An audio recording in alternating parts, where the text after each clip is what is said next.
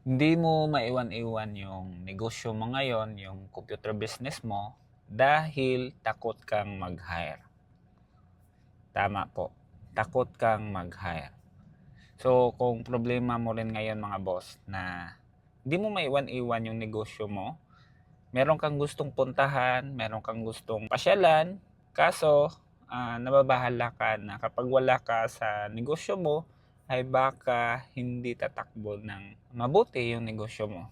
So, kung problema mo yan, tapusin niyo po yung video na to dahil sure ako pagkatapos nito mga boss ay meron kayong idea no kung paano nyo yan ma-improve at kung paano nyo iwan yung negosyo nyo. Kung ngayon lang pala tayo nagkita mga boss, ako nga pala si Roger Silvido. Isa po akong computer store owner for 6 years. At isa akong negosyante mga boss na mahilig tumakbo. So bago ko yan sagutin mga boss, magsishare muna ako ng story sa inyo. Dati mga boss, when I started our business which is Blue Arm Computers, 'di ba nag-start ako sa bahay lang. Ganon. So, meaning to say, ako lang palagi yung nagtatrabaho talaga nung nag-umpisa ako. And naalala ko dati mga boss, ang pinakauna kong official hire talaga sa negosyo namin ay company rider. Yes, company rider po.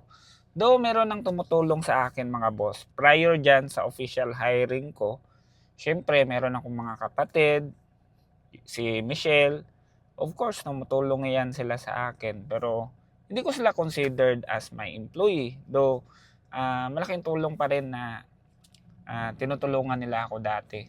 And dati din kasi hindi ko sila ma-considered as my employee kasi ano lang kumbaga kung need ko lang ng tulong, doon pa lang sila papasok. So again, yung pinakaunang na-hire ko sa company talaga is yung company rider namin. Kasi dati mga boss, ako yung technician, ako yung rider, ako yung purchaser, ako yung sumasagot sa mga inquiries, sa sales, sa after sales, lahat ako yung gumagawa niyan dati. So, one man team ako dati. Na-realize ko mga boss na ang bottleneck pala sa negosyo namin is nasa delivery. Kasi during delivery mga boss, aabutin ka ng ilang oras sa pag-deliver ng item. Minsan magde-deliver ako sa Lapu-Lapu City, minsan magde-deliver ako sa mga malalayo mga boss. And isa sa challenges ko talaga mga boss ay yung traffic. And then pagdating ko sa bahay, sobrang laspag ko na. Kumbaga wala ng energy dahil naubos na sa biyahe. So yun yung isa sa problema ko dati. And nasa punto na kasi ako ng pagninegosyo dati mga boss na gusto kong kumbaga i-scale yung business namin. And hindi ko magawa-gawa dahil ako lang mag-isa. So, doon ako nag-decide mga boss na okay, it's time for me to hire someone na magde-deliver talaga sa mga items namin. Mga malalaking item pa yung dinideliver namin dati mga boss, yung mga gaming chair, gaming table, merong mga computer desktop. Naalala ko dati mga boss, kaya namin mag-deliver ng mga limang patong-patong na computer desktop. Ganon kami kalakas dati. Doon ko siya napagdesisyonan mga boss na kailangan ko ng company rider na siyang kukuha ng mga stocks, siya magde-deliver sa customer namin. At the same time, siya yung kukuha ng bayad kasi most of the time dati COD. So, nung ginawa ko yung mga boss ay medyo na-free up yung time ko. Meron akong time to answer more customers. Meron akong time to process more orders. And then, meron akong oras na to improve our sales. Ayun, yun yung pinaka-importante sa akin na at least ma-improve namin yung sales namin. Meron akong oras sa ibang bagay. So, yun yung kagandahan. So, sa topic natin mga boss na kaya hindi mo maiwan-iwan yung computer business mo ngayon ay dahil takot kang mag-hire ng tauhan. It's very common mga boss na parang sumpa yan sa atin bilang isang computer business owner Kaya katakot mag-hire ng mga tauhan mga boss ay dahil dito sa rason na to. Unang-una mga boss no ay dahil takot kang mag-share. Takot kang mag-share ng knowledge mo, takot kang mag-share ng mga natutunan mo. Naging ganyan din ako dati. Na takot akong mag-share sa iba kasi alam nating lahat or nakikita natin, nababasa natin online na meron tayong mga tauhan pagkatapos mong tinuruan, ilang buwan, ilang taon, aalis yan and automatic na iiwan ka talaga. So yan yung sad part sa negosyo natin. Pero para sa akin mga boss, kailangan mo yang malampasan.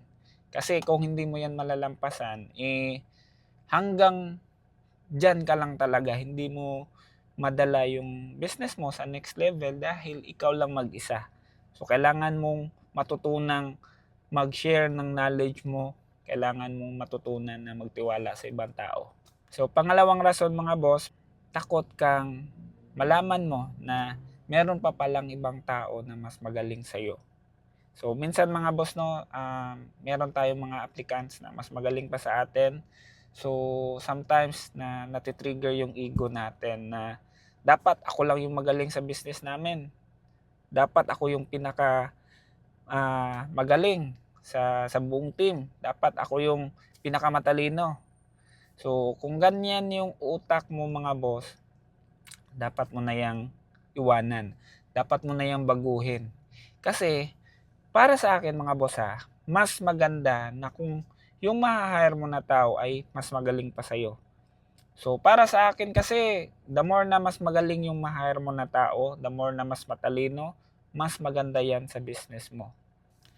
Pangatlong rason mga boss, bakit hanggang ngayon ay takot ka pa rin mag-hire is dahil pinoproblema mo na kung paano mo siya sasahuran. Takot ka sa obligasyon na magsahod ng ibang tao. Walang problema doon mga boss no. Actually normal lang yan. Even ako, dumaan din ako dyan dati na kakayanin ko kaya to? 'Di ba? Kasi sa sarili ko nga, nahirapan na ako magpasahod sa sarili ko. Tapos mag-hire pa ako ng someone na sasahuran ko full time, 'di ba? So, wag kang mag-alala dyan mga boss. It's very normal. Normal lang yan. So, ito yung gawin mo. Try to assess yourself kung kailangan mo ba talaga ng tulong. Baka chill-chill lang yung business mo ngayon, hindi pa kumikita, konti pa lang yung customer mo, edi wag ka muna mag-hire. Pangalawa mga boss, try to assess your business. Tanungin mo yung sarili mo kung kaya bang pasahurin ng negosyo mo yung isang tao na i-hire mo. Kung kaya, then pwede. And then dapat kung mag-hire ka ng someone, dapat yung expertise niya ay makakatulong talaga sa negosyo mo. Kunwari, mag-hire ka ng computer technician, tapos ikaw as a business owner, gusto mo kasi mag-focus sa ibang bagay like sa sales, marketing. So, pwede ka mag-hire ng computer technician na magaling talaga para in that way, ma-free up ka sa oras mo and then makagawa ka pa ng ibang bagay. 'Di ba? So, yung tatlo lang muna mga boss. So, sinishare ko pala yan sa inyo ngayon mga boss no dahil naniniwala po ako mga boss na bilang isang computer store owner, responsibilidad natin na palakihin ang negosyo natin. Kapag yung isang negosyo ay hindi lumalaki, sure ako mga boss na kusay ang mamamatay. It's very important na yung pag-uutak natin bilang isang computer business owner ay dapat palagi nating iniisip kung paano natin mapalaki yung profit ng business natin, kung paano natin mapalaki yung negosyo natin. 'Di ba? And the only way para magawa natin yan mga boss, if kaya mo nang iwan yung negosyo mo.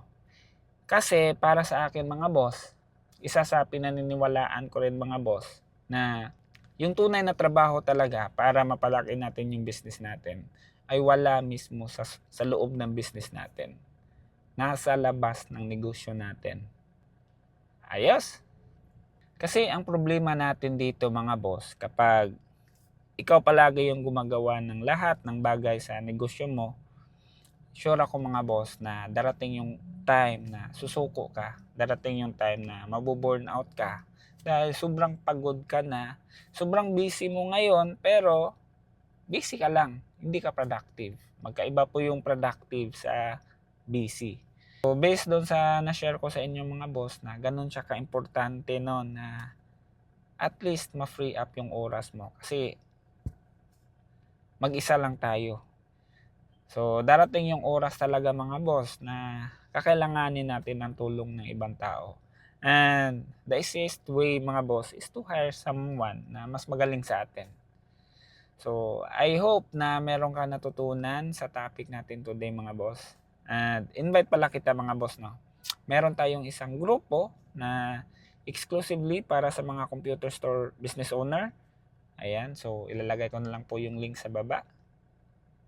And always remember mga boss, to always work smarter, not just harder. Takits mga boss! Bye-bye!